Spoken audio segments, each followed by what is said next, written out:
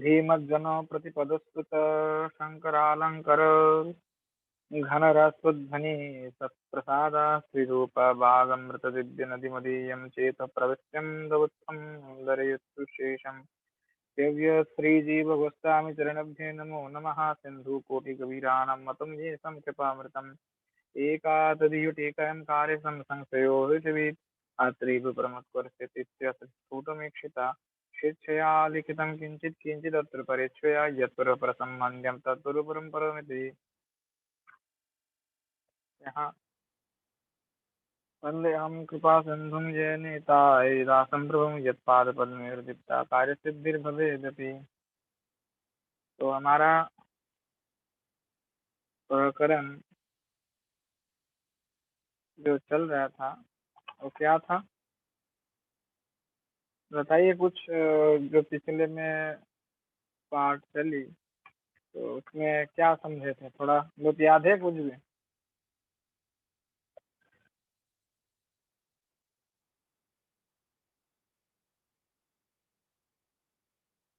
तो यहाँ टीका चल रहा था कि लघुत्तम यत् प्रकृतम तत्तु प्राकृत नायके न कृष्ण दस निर्यासु स्वदर्थम उतारिणी। कि जो उपवृत्ति भाव को जो साधारण कवि जिस प्रकार से घृणित रूप से वर्णना किया है वह केवल प्राकृत नाग के लिए है, वह श्री कृष्ण के विषय में नहीं है। तो इसका जो प्रतिपादन हमारे आचार्यों के द्वारा कर रहे हैं तो वह हमारा व्याख्यान चल रहा था कि जो श्री ठाकुर जी चाहे वो प्रकट में हो या अप्रकट में हो, यह सदैव यह नित्य जो लीला है वह नित्य है और अनिर्वचनीय है। और यह लीला निरंतर चल रहा है, तो चाहे वह गोलोक हो यहाँ वृंदावन है, दोनों जगह में ही वह लीला नित्य है। इस विषय में कोई भी शंका अथवा संदेह नहीं है। यहाँ कह रहे हैं कि यहाँ जो प्रेम है अनिर्वचनीय, यहाँ प्रेम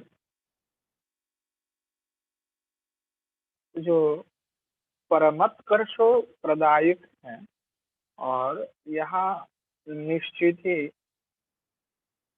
प्रमाणित है कि यह सर्वश्रेष्ठ भजन है। न च याम भजन दुर्जर गेहो श्रृंखला, जो कहा गया है संवृष्ट इत्यस्य भूतस्य अंशस्य वास्तव बिना तत्साधुस्य न पारहेयं निर्बद्ध समझजन साधु कृत्यं दोधायुषापि चैत्यनो व्यंजित तत्प्रेम रहित भगवद वशीकारक वास्तव सिद्धे। जो कहा गया जो कि रास एवं ये जो रासादि लीला हुई है वह निश्चित ही परम उत्कर्ष प्रदायक है। रास पंच अध्याय को छोड़ करके भागवत कभी पूरा हो ही नहीं सकता। और पृथ्वी में ऐसी कोई भागवत नहीं हुई जहाँ पे दाम्पत्य में ही रासलीला की वर्णन हो गए, अर्थात दाम्पत्य में ही जो रासलीला है उसका कहीं पे भी कोई वर्णन नहीं है। यहाँ विशेष रूप से समझ लीजिए। और यो न च यामा भजन दुर्जर गेह श्रृंखला, जो यहाँ जो भजन के लिए दुर्जर जो गेह श्रृंखला समृद्ध की जिस प्रकार से अर्थात जो सजन बंधु बांधव या संसार से बाधित हुई जो जीव हैं उनके लिए उसको परित्याग करना बहुत ही कठिन हो जाता है और उसको व्यक्ति त्याग जो है कर नहीं सकता उतने आसानी से। और जो भागवत में कहा गया न पारहेयम निर्वद्य संजीवम प्रसाद कृत्यम विधाय से, यह समस्त जो वाक्य है ये निश्चित ही गोपियों का द्वारा कहे गई हुई जो ये कथन है निश्चित ही ऐसे भाव को जो स्वीकार करते हैं और निश्चय भगवाद को वशीकारक कारक से भगवान को भी वो लोग भगवान को भी वो लोग वशीकरण कर सकते, ये वास्तव में है सिद्ध वाक्य की प्रेम के द्वारा, प्रेम की जो चरम पराकाष्ठा है, उस प्रेम की चरम पराकाष्ठा से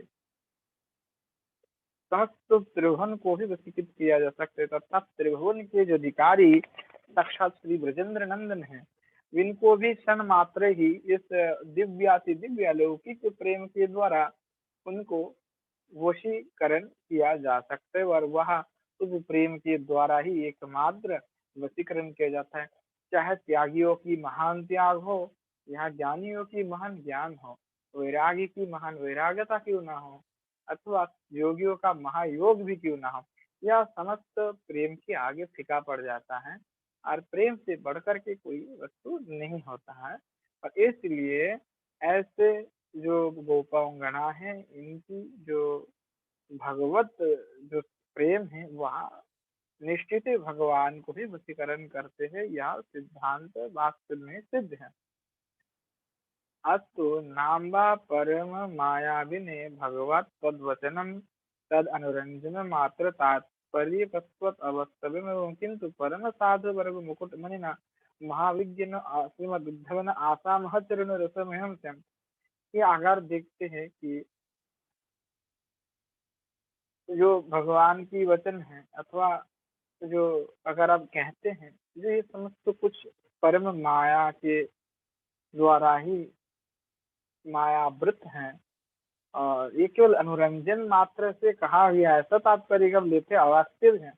पर किंतु किंतु ऐसा नहीं हो सकता, कारण परम साधु वर्ग मुकुट मणि, परम साधु वर्ग जो मुकुट मणि, जो महाविज्ञ जो श्रीमद उद्धव है, उद्धव के द्वारा जो कहा गया कि आशा महो चरण रेणु युषा महम श्याम वृंदावने किमपि गुलमलतो सभी नाम, तो इनके द्वारा कही हुई जो आशा महो चरणों रेणु युषा महम श्याम, कि मुझे कि प्रभु बस एक ही विनती है, गोपियों से उद्धव जी एक ही विनती कर रहे हैं कि हे ब्रज के समस्त गोपांगना, आपकी चरण जहाँ जहाँ पड़े, उस उस स्थान की मैं तेरे में गुलमबी हो जाओ, कि ताकि आपकी चरण की धूलि कणा मेरे ऊपर गिर जाए।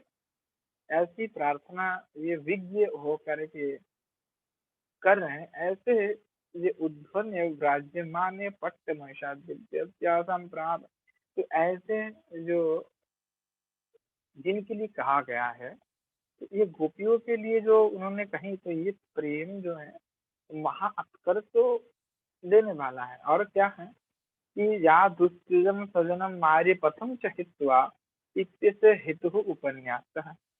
देखिए कि जो दुस्त्यजम, जिसको त्याग करना अतीव कठिन होता है, अर्थात कठिन क्या है, जो त्याग करने के लिए जो कठिन है वो है सजन है। अपने रिश्तेदार, अपने भाई, अपनी बहन, अपनी मम्मी, अपनी पापा, ये समस्त जो भी ये इन सब का त्याग करना अति साधारण बात नहीं है, बहुत कठिन बात है, आप इन सब की त्याग कर पाए। और जब इन सब की आप त्याग नहीं कर सकते, तो इसे इतने कठिन है, तो ऐसे जो आर्य पथ है, जो वेद आदि के द्वारा रचित जो मार्ग है, उन समस्त मार्ग में काम्य कर्म में बांधे हुए जो जीव हैं, उस जीव का जो यहाँ कठिन है, वैसे सजन आदि को भी जिन लोगों ने त्याग किया है, ऐसे ब्रज के जो ब्रजंग पाना है, तो निश्चित रूप से प्रेम की महा उत्कर्ष देने वाला है, चरम सीमा में जाने वाला है, ऐसा है। और सजन आर्य पथ त्याग प्रति प्रातीतिकत्व नुतस्य हेतु तु अस्य अवास्तवत्वं साधितो महात्कर्षस्य अवस्थावः तद उक्त उद्धवस्य भ्रांत पद्यते स्म। अगर आप कहते हैं कि ये जो प्रेम की बात कह रहा है, आर्य पथम त्याग, ये भी प्रातीतिकत्व ने कहा गया है, प्रतीति जनक जो बात है ये कही गई है, और ये हतु जो आप दे रहे हैं ये भी अवास्तव है, और ये जो महात्कर्ष भी ये भी अवास्तव है। और उद्धव, तो आप क्या कहना चाहते हैं कि उद्धव जी भ्रांत हो गए हैं? आप क्या उद्धव जी को भ्रांत मानते हैं? जो इसके ऊपर सवाल करेगा, क्या उद्धव जी को भ्रांत मानते हैं? अगर आप उद्धव जी को भ्रांत नहीं मानते, तो प्रेम की जो परम पराकाष्ठा, जो परम उत्कर्षता, जो श्रीधाम वृंदावन में के श्री ब्रज गोपाओं का नाम है, उसको आप यहाँ असिद्ध नहीं कर सकते। तो इसलिए आप उद्धव जी को भ्रांत नहीं कह सकते, और इसीलिए यहाँ पे कोई भी लीलाएं अवास्तव नहीं है। आप ही तो यहाँ समस्त निखिल लोकपालक श्री भगवान के जो माधुर्यमय रस है वो सबसे परम उत्कर्ष देने वाला है। और किंचन आदि काल वृत्त उपासना कयो रागम वेदो पंचरात्र दुक्ते हो दशाष्टादशक्षरो महामंत्र रतस्या पढ़ो और पृथ्वी भावमय एवं गम्यते एवं अवगम्यते नहीं ब्राह्मणी जन वल्लभाय दीयता मित्युक्ते ब्राह्मणी नाम आत्म प्रतीयते जद प्रतीयते तरहुग्य रोगी न तो व्याकरण अलंकार आदि बहु दृश्यवीर विज्ञ है कि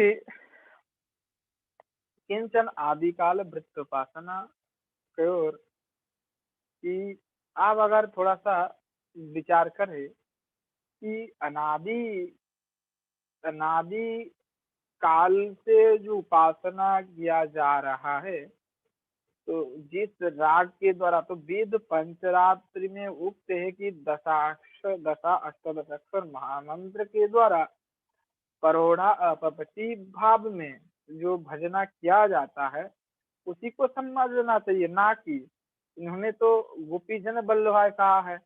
इन्होंने तो यह शब्द का प्रयोग नहीं कहा है कि ब्राह्मणी जन वल्लभाय दीयताम।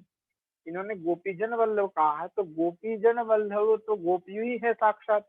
यहाँ पे अगर मंत्र अगर कह रहे तो मंत्र में अगर ब्राह्मणी जन वल्लभाय कह देते तो फिर तो अलग बात थी। तो मंत्र में तो ऐसा कहा नहीं है, तो ब्राह्मणी जन वल्लभाय जो शब्द का उन्होंने प्रयोग किया है, तो इससे यहाँ प्रतीति हो जाता है कि ये केवल गोपांगना के लिए है, ना कि कोई ब्राह्मणी के लिए कहा गया है। अर्थात सियात्म प्रतीति यदि जैसे कि स्वाक्या भाव में किया गया, ऐसा आप कह नहीं सकते। तो यह व्याकरण अलंकार आदि बहु जो जानने वाले जो विज्ञ हैं ये इस बात को अवश्य ही समझते हैं। राधे राधे, सभी को समझ में आ रहा है? जी दादा, थोड़ा कठिन है पर समझ में आ रहा है। बाकी तो किसी का कोई मैं सुन ही नहीं रहा हूँ, मुझे लग रहा है सबकी मस्तक के ऊपर से जा रहा है। दादा मैंने तो अभी सुनना शुरू किया है, अभी मैं जरा सोच देख रही हूँ कहाँ कब तक समझ आएगा। मैंने ज्वाइन लेट किया है दादा। और बाकी बाकी तक किसी का कोई आवाज नहीं आ रहा है? अनुपमा जी जी दादा। क्या समझ में आ रहा है? हाँ जी दादा, हाँ जी दादा। ज्योति शर्मा समझ में आ रहे हैं आपको? नीलाम हाँ खत्री जी। जी आ रहे हैं समझ में? सुरेखा माता जी कहा है, आपको समझ में आ रही है? नहीं, सब ऊपर से जा रहा है।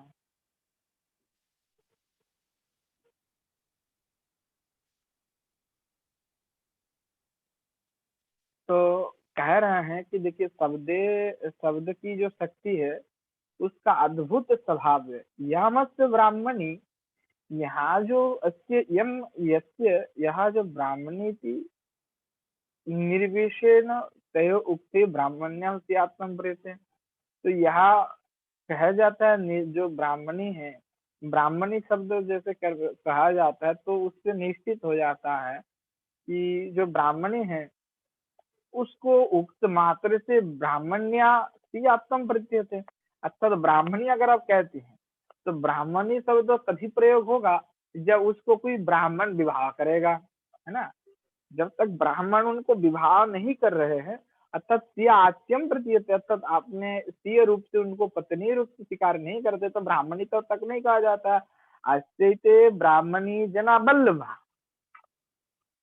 तथा ब्राह्मणी जनाना अयम बल्लभ। अर्थात अगर आप कहते ब्राह्मणी जना तो ब्राह्मणी जन के अर्थात ब्राह्मणियों का जो बल्लभ इत्युक्ते परक्रियात्म अत्र अभिज्ञ हृदय में प्रमाणम।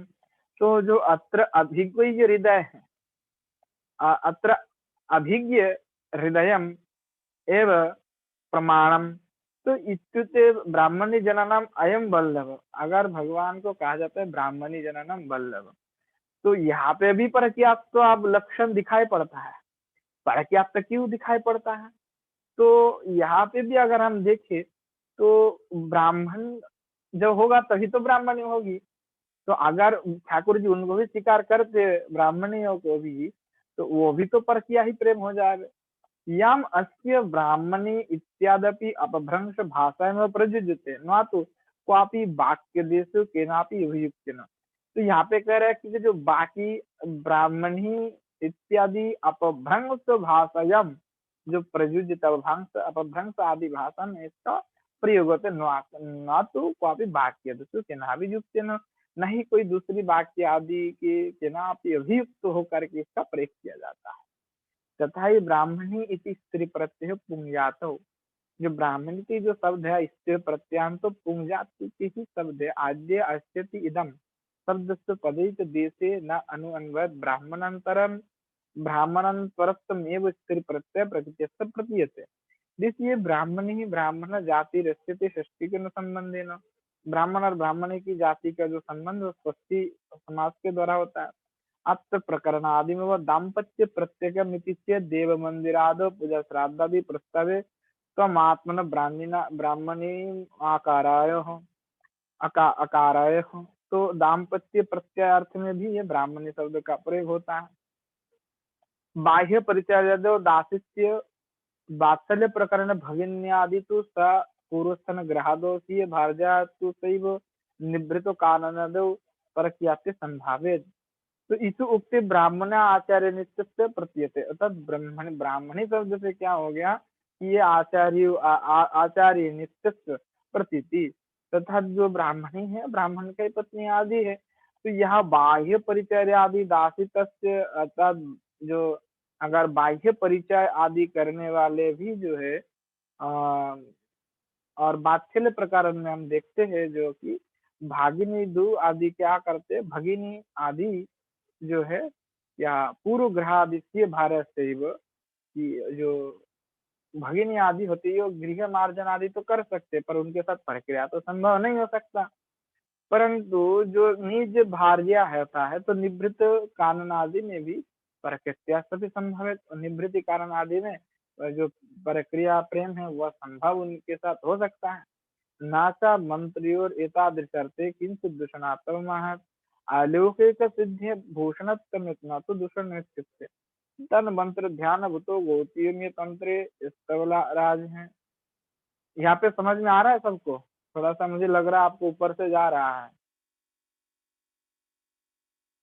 जी दादा, ऊपर से जा रहा है यहाँ तो समझ ही नहीं आ रहा यहाँ। पर वो महाराज ऐसे सुनना पड़ेगा, सुनते सुनते ही तो समझ में आना शुरू होगा। हाँ वो तो समझ में आएगा। तो यहाँ पे ये अगर समझ में नहीं आ रहा है तो थोड़ा सा आगे जा करके समझ में आएगा इसको। अभी जो है अभी समझ में कम आएंगे, तो धीरे धीरे आएगा आगे जा करके। जब थोड़ा सा और विस्तार होगा तो ये आपको क्लियर हो जाएगा जो ये क्या कह रहे हैं। हाँ जी। जो यहाँ पे जो वाक्य कहा जी गया है, जो सियात्यम सिय सियात्मम जो यहाँ पे प्रयोग कर रहे हैं, तो यहाँ पे कहा रहा है कि देखिए जो गोपांगना है ब्रज के, और जो हमारे अष्टादश अक्षर मंत्र है, अष्टादश अक्षर मंत्र में जो गोप जन वल्लभाय करके मंत्र हैं, तो उसमें तो हमें लगता है कि उपपत्ति भाव, प्रौढ़ा उपपत्ति भाव उसमें है। परंतु अगर ब्राह्मणी जन वल्लभाय अगर कहीं तो उल्लेख है और ब्राह्मणी जना नाम अगर कहीं पे कहा गया है, तो वहां पे क्या किया जाए? जो तो कह रहा है कि देखिए अगर जो हमारे शास्त्र में अर्थात हमारे अष्टादश मंत्र गोपी जन वल्लभ है, अब जो है यहाँ पे ब्राह्मणी जन वल्लभाय दीयता, भगवान ने तो यह नहीं कहा कि मैं ब्राह्मणियों को दे रहा हूँ प्रेम धन, है ना, गोपीजन वल्लभाई कहाँ है। तो अगर इस शब्द का प्रयोग हो जाता है तो यहाँ उसमें स्वकीय होगा कि परकीय होगा फिर।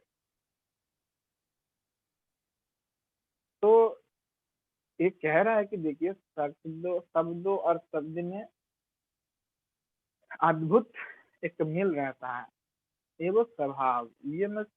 यहाँ पे जो यम अस्य ब्राह्मणते निर्विशेषण तय उक्ते ब्राह्मण्य सियात्म प्रतीयते। सिय आत्म, सिय शब्द का अर्थ है निज, अर्थात आत्मीय, आपने स्वकीय जो प्रेम जिसको कहा स्वकीय, है ना, समझ में आ रहा है ना आप। हाँ जी।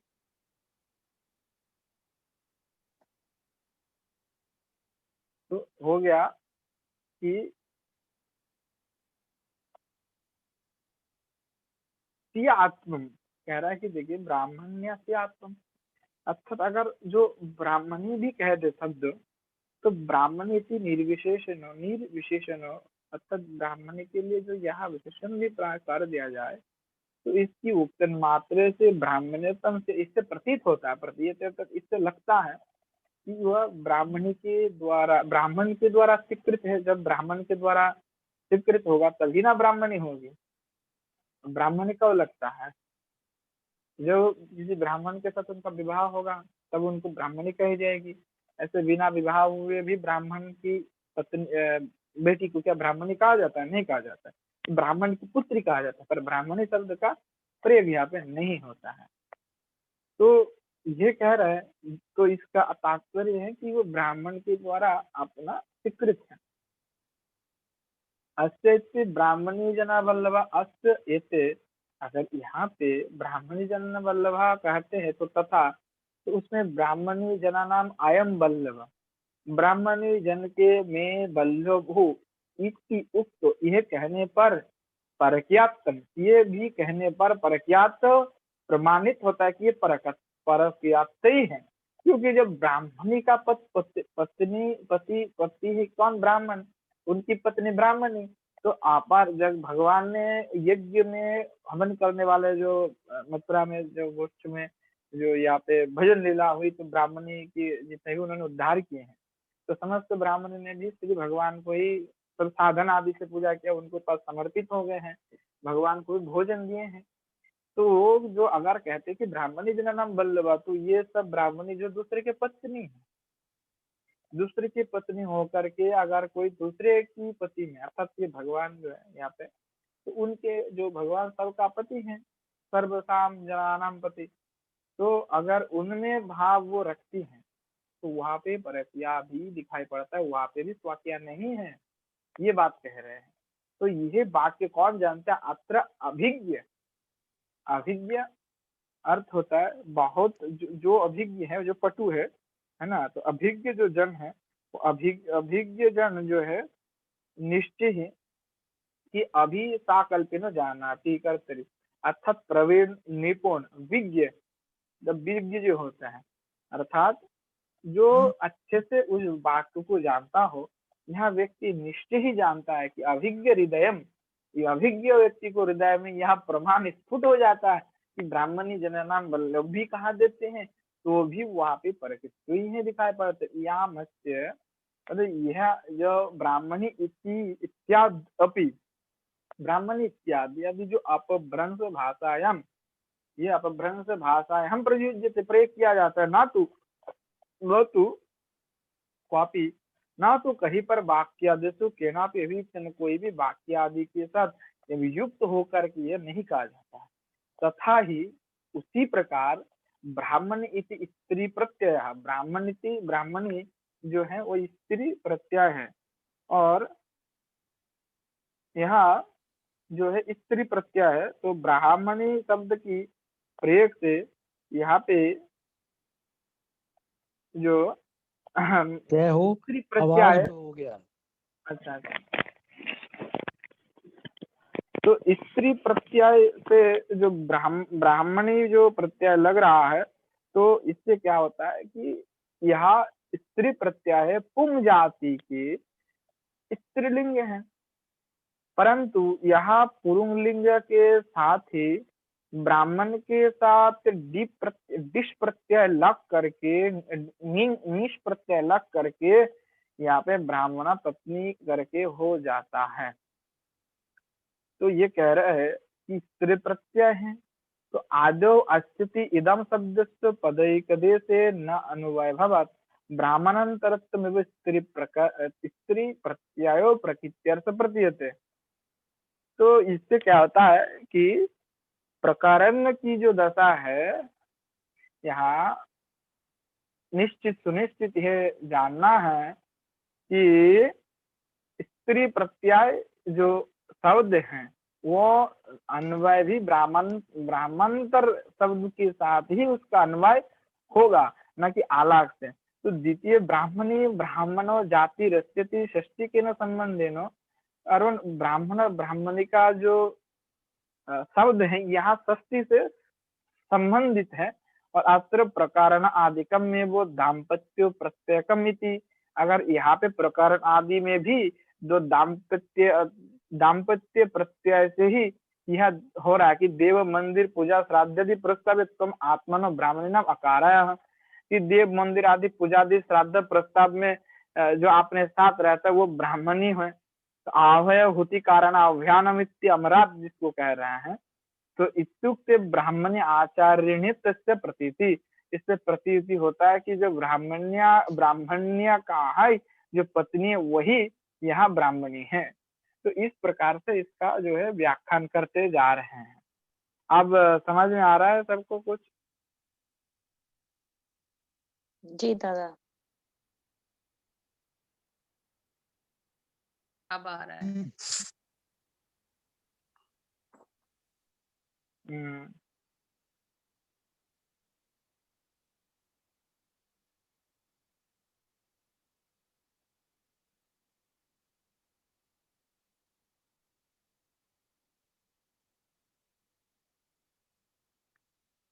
तो यार कोई प्रश्न है बताइए, यहाँ पे सब ठीक समझ में आ रहा है?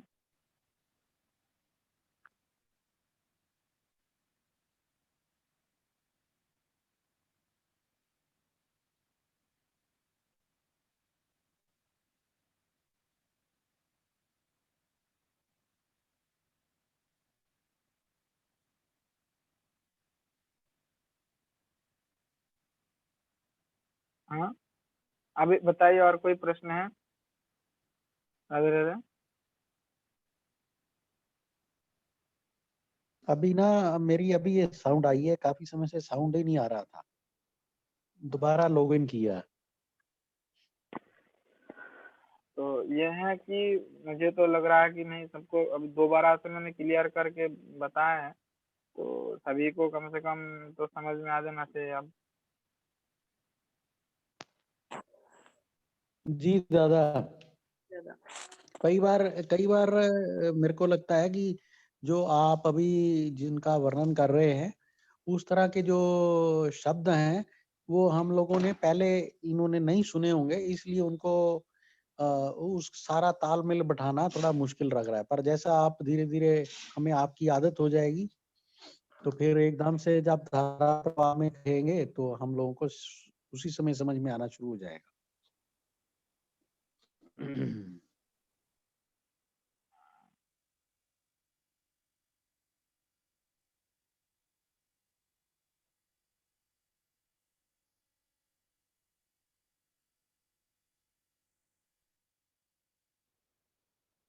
ठीक है, फिर आज यहीं पे रखते हैं, फिर क्या करें?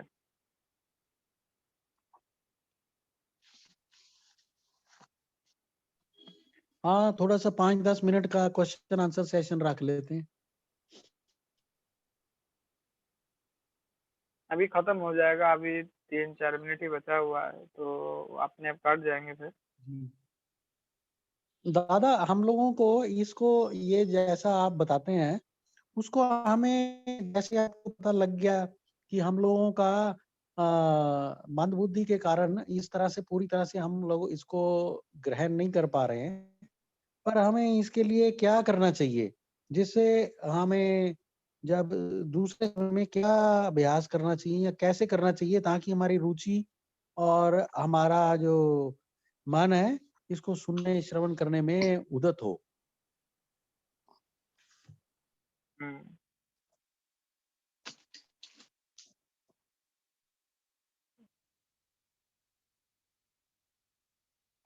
हाँ, तो अब समय है, आज थोड़ा सा मैं व्यस्त हूँ, तो अभी अगले दिन चर्चा करेंगे फिर, है ना?